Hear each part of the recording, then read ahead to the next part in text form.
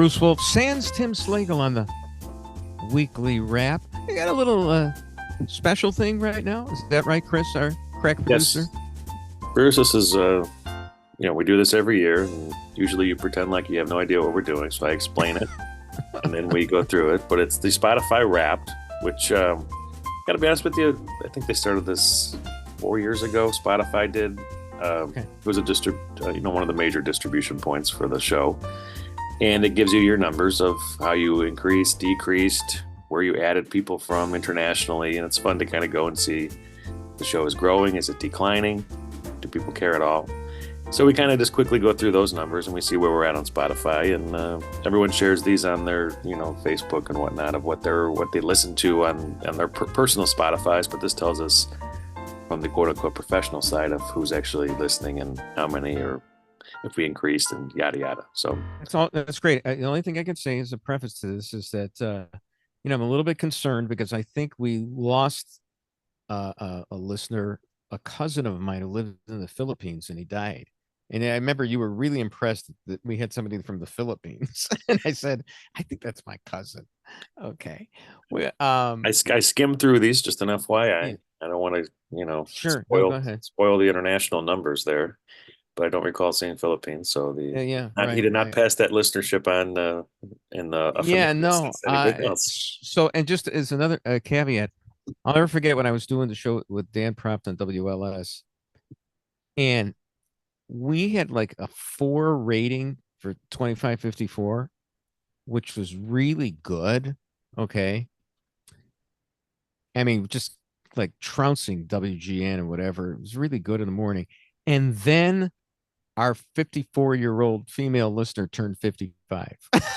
And because the Arbitron ratings book, now we don't have to worry. It's WJOB use Arbitron. I don't want to say anything that would hurt, because you're not supposed to talk about the ratings if you're on the station. So do they use it or no? I don't know. I know that in today's day and age, you get more numbers off your streaming, especially on the AM dial. People care more about their streaming numbers than the actual over the air. Now there's here's a combined the thing. Nielsen book that has both of those, by the way. Yeah, I know. Here's the thing. And I haven't looked in the ratings in a long time, but even the stations that are looking at streaming numbers, they still they overwhelmingly have more listeners, or whatever, impressions, whatever you want to call it, from people actually listening to this radio station. I don't think the number, last time I looked, which is maybe a couple of years ago, they still didn't have, I mean, they certainly were trying to get into the streaming field, but they didn't have the numbers that the actual station did. Are you talking about the live stream on the site, or like the restreams, like how let's just continue. I'm talking about the live. I think I'm talking about the live stream. I think I'm talking about, like a station like the Score, or as I like to call it, 670 the Scoros. And I see that their ratings were such and such for, the regular radio listeners. And then they had these streaming numbers that were a lot lower than the regular numbers, but they at least existed. Whereas, some stations didn't have any streaming numbers. They hadn't gotten into it yet. So I'm just, when you tell me, oh, they're looking at their streaming numbers now, I'm still thinking that AM stations primarily rely for numbers anyway on actual listeners to the radio. Now, there are a couple of stations that don't either subscribe to the ratings book, or even if they do, they're not basing their sales on that. Like WMVP, the second sports radio station. They don't even use the ratings to sell anymore. They have these conferences, or outings or whatever. And by the way, AM 560 The Answer does the same thing. They've been doing that for a long time. They just didn't base their revenue on ratings. It was just like on getting people together. Still, you wonder, the advertisers, somehow there's got to be a return on the investment, unless you're just doing it because you got a lot of money and you want, or enough money that you can support what you like to listen to, which is in some sense what happens with political magazines, like National Review, Commentary, lots of political magazines. They, you know, they're always doing essentially they're doing a PBS pledge drive. And that's how they got some fat cats, of course, who subsidize them, but they look for people to sponsor them as well. It's just like with politicians as well. Whereas, good old radio used to be more just, okay, what are your ratings and how does that convert to advertising dollars? But so there's your little lecture there that I don't know if that still holds though. If you're an accountant sitting in a corner office in a high rise, are you dialing in the radio or are you just putting the streaming on from your? Oh yeah, no, I agree. Absolutely, I agree. But it's still, I think, well, for me personally, radio used to be something that I'd listen to in the car. And then when you come home, then it's television. But now, of course, yeah, there's all different kinds of ways that you can listen.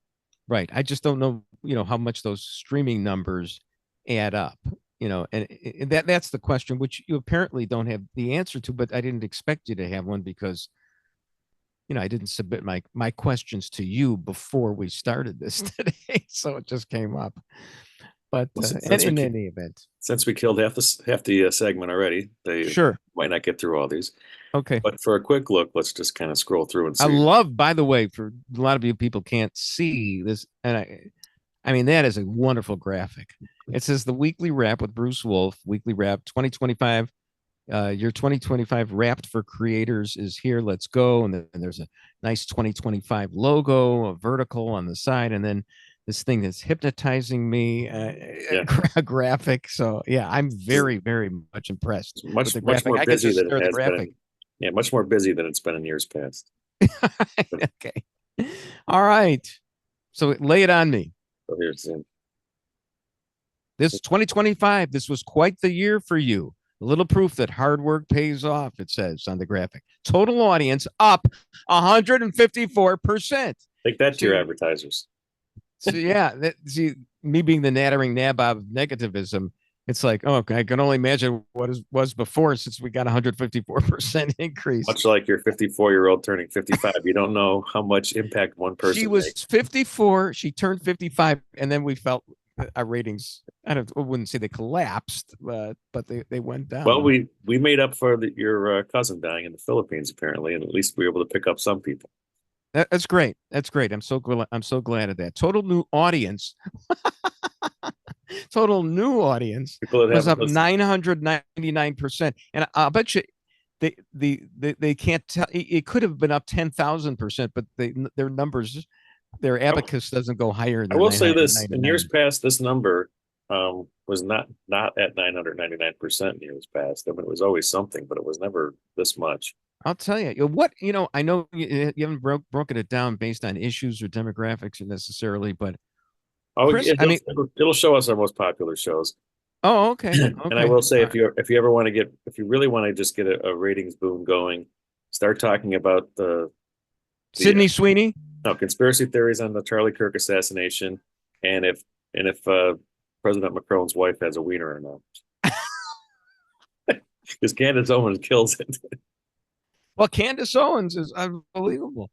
I mean that's why it's being taped, but I mean that's why she was such a major subject at the TPUSA conference, because unfortunately she does matter. Because she's got this audience, and she has a huge audience. And look, I wish I were a beautiful black woman Nazi. That's what I would. It's what I. Anyway, so total followers up 29%. Wonderful. Not bad. Yeah. And an 18% increase in the total listening time from last year. So we've got, the serious listeners that's what Steve Dahl's claim to fame was back in the day. It was, we don't have as many listeners as say the news radio station does, but our listeners stick around for a while because they too wanted to hear about wieners and losers as well. So I remember in the Howard Stern movie, it was when the guy was when they got the ratings, and they go, people just they don't stop listening. They listen to the whole show because they want to hear what you're going to say next. So that is a big deal. That you're Right. dedicated listening. So we had one episode. Here it is. Here's the episode that what do you think the title is here? Do you think it had to do with Sydney Sweeney or The Rose Above the Rest? I'm gonna say the Civil War Roundtable won on the 2020 election.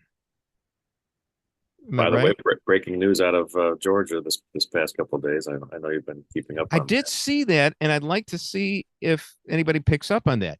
Okay, number one, Sydney Sweeney is a Nazi. New York Times lies. WNBA wigs and dildo. Well, there you go. That's what you need to talk about. More. I mean, because look, the New York Nazis in the New York Times, that's in the WNBA marginal, but Sydney Sweeney and dildos. I mean, that carries the day. I think it was the gratuitous photos of her that you put at the end of a podcast, where we weren't even talking about her. By the way, I know this is timeless, but the last Landman, did you see it? Yesterday's? Yeah. Or this week's, I should say. I think it's lost a little luster. It was a weird episode because it was mainly everybody was in Dallas. Okay. And they were dealing with stuff they usually don't deal with. That's what I like. Well, this was like a one-off episode, one where they have to submit it for the Emmy so it can stand on its own because it kind of was disjointed.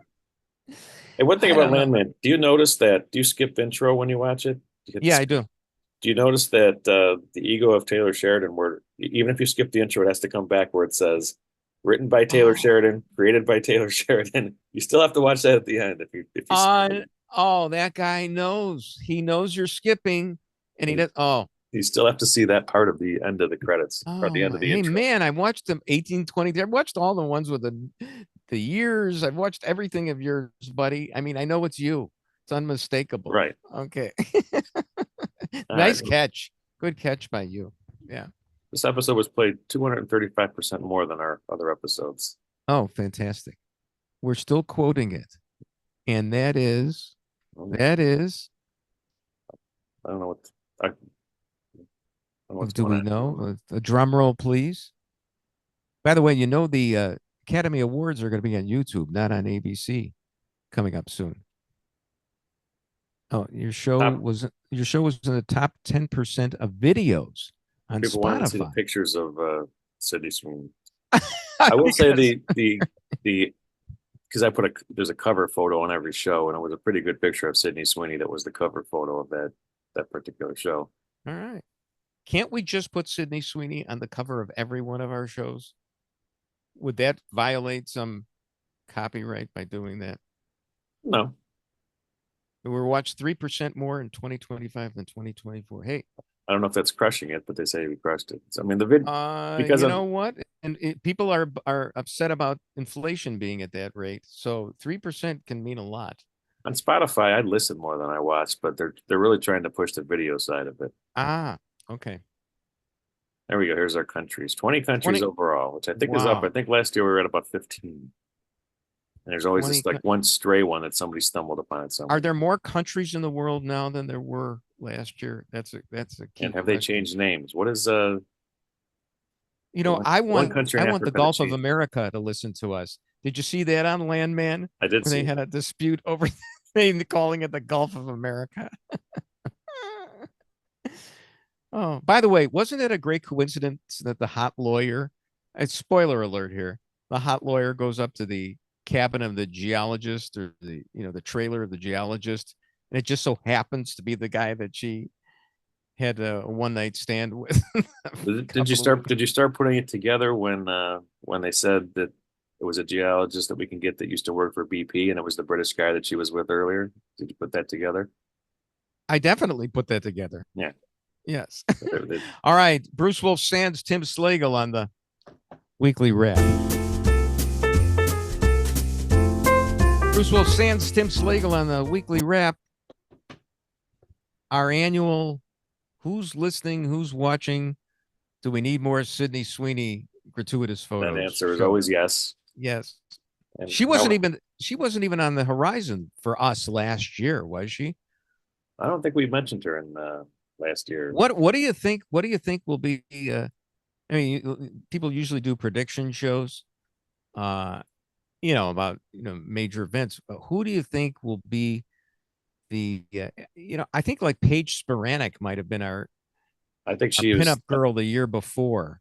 definitely. I would agree with that. More photos of Paige the year before. Who will A be the break. one next year? I'm wondering. It's a great question. I'm thinking Megan Kelly. Uh, We're gonna go for the more MILF crowd then. the the post menopausal crowd, because I think she's a very pretty woman. I think she's a fellow traveler of a Nazi, but that's okay. Anyway, so No, your our number top two. countries. I think our number two for 2 years has been Alina Habba though. She made Oh, appearances the last couple oh, of years. look, I'd buy any legal argument of hers, no matter what. So what are the top countries? So far we have the Netherlands in Unbelievable. let's Is it translated into nether? to Nether. Yeah, Japan at number 4 here. and Japan next year is going to be really big because we're going to be talking about that new White Sox third baseman. Okay, did you hear about that? I did not. Just today. Oh, you're a big Breaking news. Sox fan. The Sox signed one of the big sluggers in Japan. Now he's been injured the last couple of years. They didn't dwell on that, but he's got like the record for home runs in Japan. Not lifetime. I would think it's still Sadahara O, but The last Sox news I saw was AJ Pierzynski ripping the management, saying they have to change the culture. They have to have some big signings. You're not going to win just developing all your talent. Blah blah yeah, blah. yeah. So maybe they listen to him. They probably think it's actually Southsiders. Northsiders are a little more sophisticated, right? Southsiders are going to think, oh well, the Dodgers have Ohtani and that pitcher whose name I forgot, who went like 35 straight innings to win the World Series. So now we've got a Japanese guy. I still think, who was the second baseman on the 2005 team? Tadahito Gucci. Gucci. He made one of the greatest plays I've ever seen by an infielder. I think he ran onto the infield grass.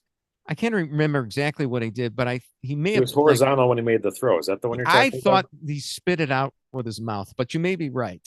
he was horizontal with the throw. He was on the ground. It was it was unbelievable. I still remember that throw by Gucci. All right, what other great statistics do we have? Australia, also there. All right, got them. Taiwan. We seem to be Taiwan very big in the Pacific here. Yeah, well, people, because I support Taiwan. I'm not going to give them away to China, so that they're on my side. Of course, the United States is number one. United States of America. Philippines have dropped out. I'm sorry. We lost the Philippines completely on our top 5. Well, all right. Sorry about that.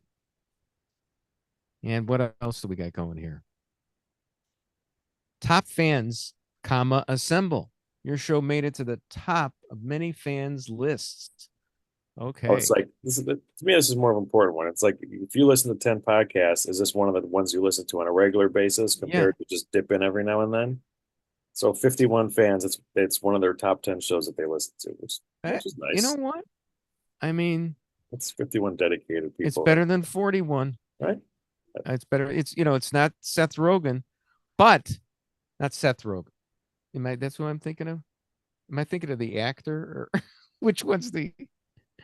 Seth Rogen's the actor. Who are you thinking of? The other Rogen, Joe Rogan. It's Joe Rogan. Joe Rogan. Look, next year, I'm going to have a surprise announcement.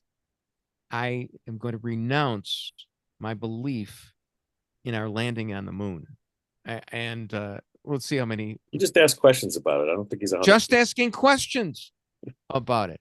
You know what? I think I saw a video of Buzz Aldrin on with, I think, Letterman or one of those guys, and he was saying, you didn't actually see us. You just saw like a recreation, because back then And I'm thinking, wait a minute, Buzz, you're feeding into this theory that you didn't even land on the moon. But I think what he was talking about was the landing.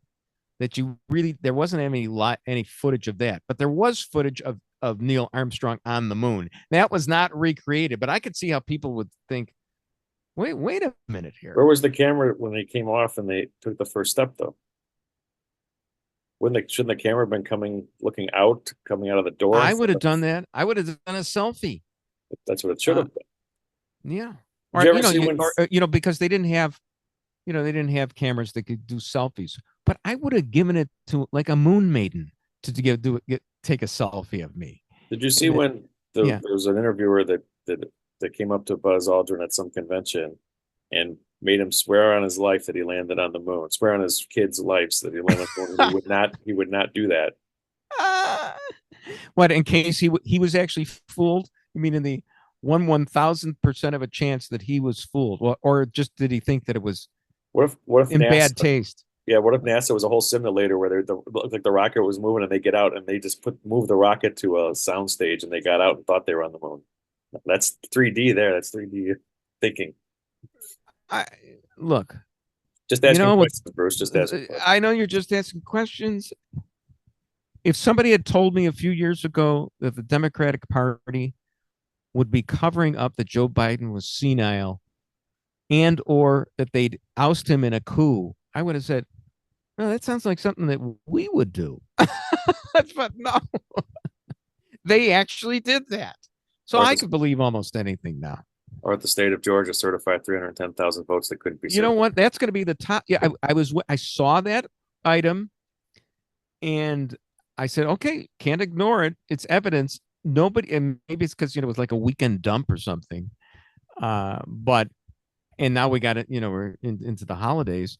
But it definitely should be resurrected, and we should talk about it. And if there's any truth to that, I think Rudy Giuliani should get his condo back. Now, I know he didn't libel the person over that, but, come on. There's really something to it. It led Bannon show today. Well, I would expect that. And so, I mean, it's not timeless, so we can't talk about it right now. That's why I'm tabling it. But I'm telling you, definitely bring it up.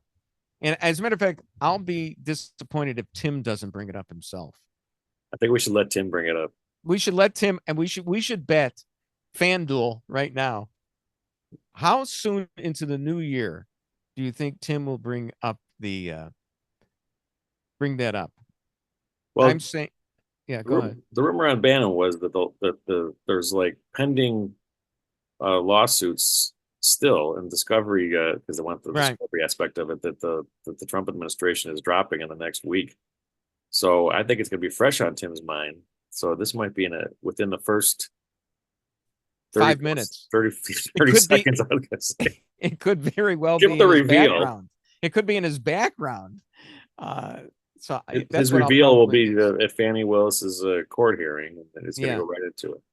All right, you can be sure that I'll study up real hard on that. After the Bears, win their next 3. Well, this is timeless. So congratulations on the Super Bowl champion Chicago Bears. Your top fans streamed 2.3 times more than everyone else. Yeah, because we're sophisticated. Our listeners are sophisticates.